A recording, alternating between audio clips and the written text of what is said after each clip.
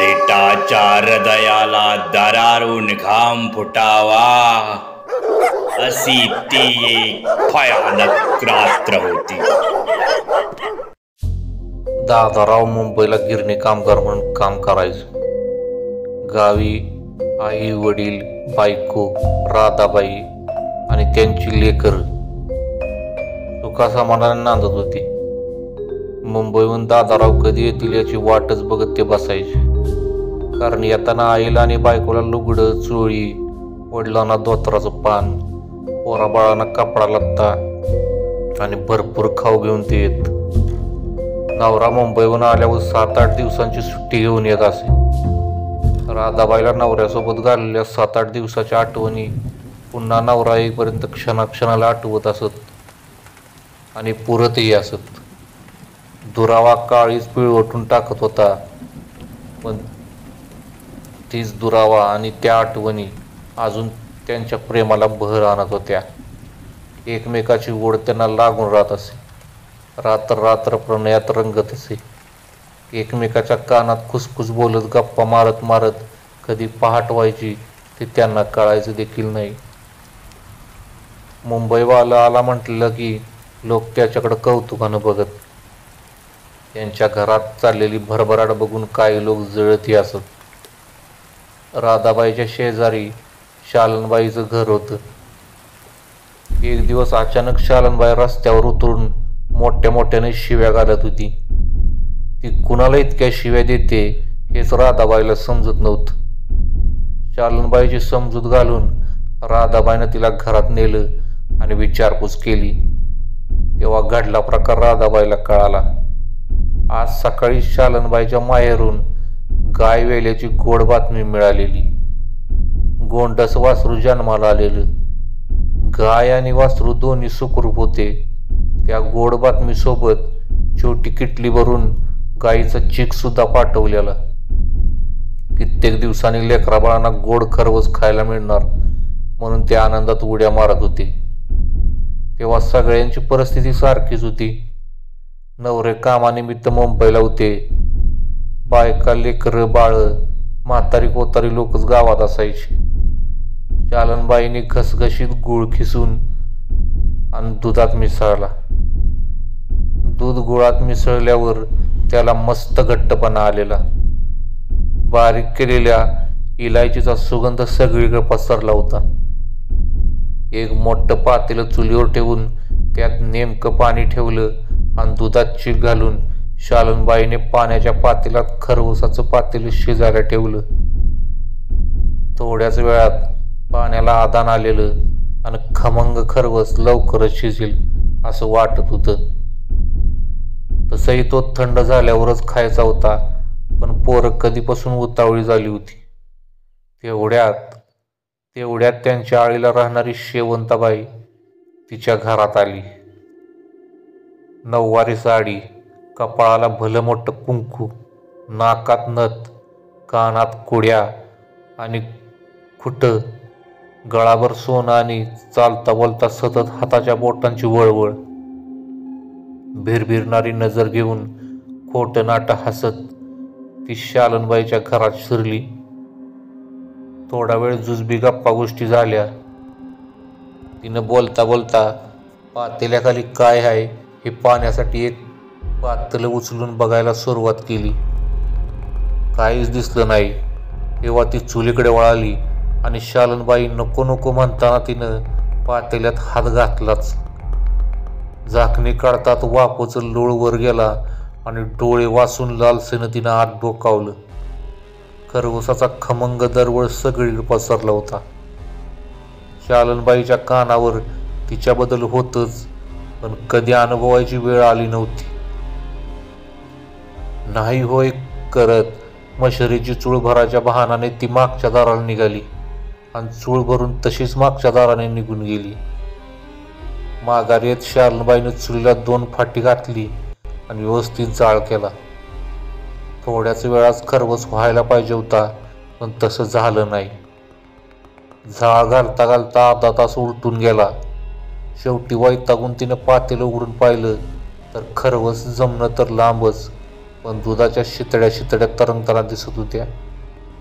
तसंच धाडकन झाकणे आपटून रागाने फणफणत ती रस्त्यावर निघून शेवंताबाईच्या नावाने शिव्या घालत होती. कारण बऱ्याच दिवसांनी तिची पोरं गोडधोड खाणार होती. पोटच्या पोरांसाठी प्रेमानं बनलेला घास त्या उदासीने घुसळून नेला होता, म्हणून शालनबाईचा अगदी तिळपापड झालेला. राधाबाईने तिला शांत केलं आणि शेवंताबाईला जन्माची अदल घडवून द्यायचा निश्चय केला. शेवंताबाई सुद्धा राधाबाईच्या या निर्णयाने शांत झाली. खरं तर अशाच प्रकारावर राधाबाईचा विश्वास नव्हता, पण या निमित्तानं 2 गोष्टीचा खुलासा होईल. खरंच जर असलं काय असेल तर त्याची प्रचिती येईल, आणि दुसरी गोष्ट म्हणजे शेवंताबाईला अद्दल घडल्यावर परत ती इकडं फिरकणार नाही. मध्यंतरी महिना लोटला आणि दादाराव मुंबईहून आले. नेहमीप्रमाणे पोराबाळांची खाण्यापिण्याची चंगळ सुरू होती. दुपार उलटून गेलेली. आज संध्याकाळच्या जेवणात मस्त मटणाचा बेत होता. मटणासोबत गरमागरम घावणे सुद्धा बनवायचे होते. दुपारपासून राधाबाईची तीच तयारी सुरू होती. शालनबाईच्या घरून तांदूळ दळून आणता आणता राधाबाईची नजर रस्त्यावर पडली.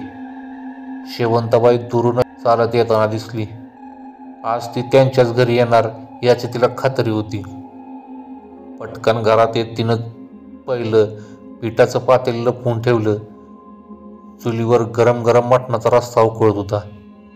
त्याचा झणझणीत सुगंध अगदी रस्त्यापर्यंत चालला होता. तिनं ते पातेलं सुद्धा व्यवस्थित लपवून ठेवलं. नेमक्या पातेल्यातलं पाणी घेऊन त्यात मटणाची 4 हाडकं टाकली आणि 2 पाळ्या रस्सा ओतून घेतला. मुठभर मिरचीची भुकटी त्यात घालून तिनं ते ढणढणणाऱ्या चुलीवर आणखी 2 फाटी चढवली. गोट्यात जाऊन तिनं घमेलभर गाईचं शेण आणलं आणि चुलीवर उकळणाऱ्या त्या पाण्यात थोडं शेण घातलं.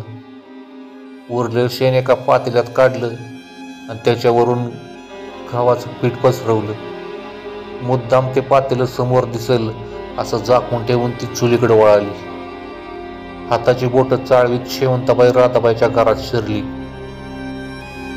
दादारावची थोडीफार विचारपूस करून हसत हसत तिनं स्वयंपाकघराकडे मोर्चा वळवला. जाता जाताच झाकलेलं पातेलं तिनं हळूच उचलून बघितलं. गव्हाण्याचं पीठ बघून जणू तिचे डोळे चमकले. बोटाची चाळवा करत राधाबाईशी बोलता बोलता ती चुलीपर्यंत आली. चुलीवर उकळणाऱ्या वाफाळत्या पाण्याकडे ती टक लावून बघत होती. राधाबाईने जाणीवपूर्वक तिच्याकडे दुर्लक्ष केलं. चमच्याने ढवळता ढवळता 2 हाडकं मुद्दाम वर काढली आणि पुन्हा ते कालवून चांगलं ढवळलं. थोडा वेळ गप्पा मारून शेवंताबाई नेहमीप्रमाणे मागच्या दाराने बोटं चाळवीत बाहेर पडली आणि थेट तिच्या घराची वाट पकडली. ती गेल्यावर राधाबाई पळतच शालनताईकडे गेली आणि घडला प्रकार सांगितला.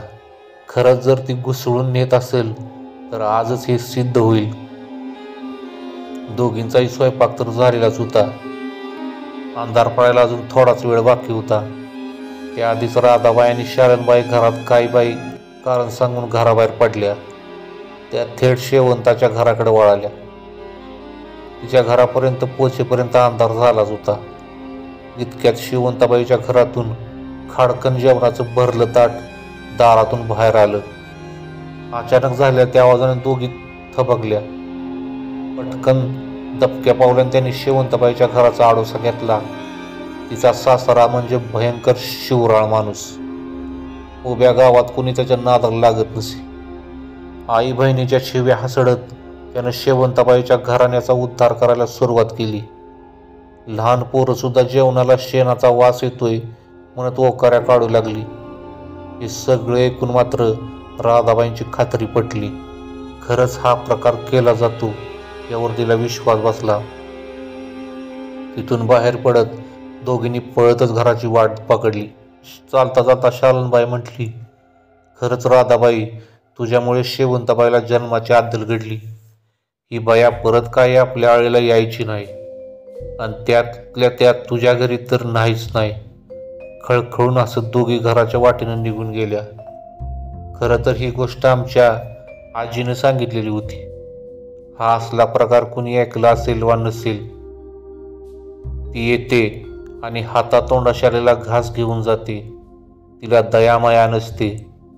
ती गरीब घर बघत नाही किंवा त्या घरातली लहानगी लेकरं बघत नाही. एखाद्या गरीब घरात कधीतरी बनल्या गोडधोडाचा घास मुटका कुणाची तमा न बाळगता ती जाताना तिच्यासोबत लोळवत गोळवत घेऊन जाते.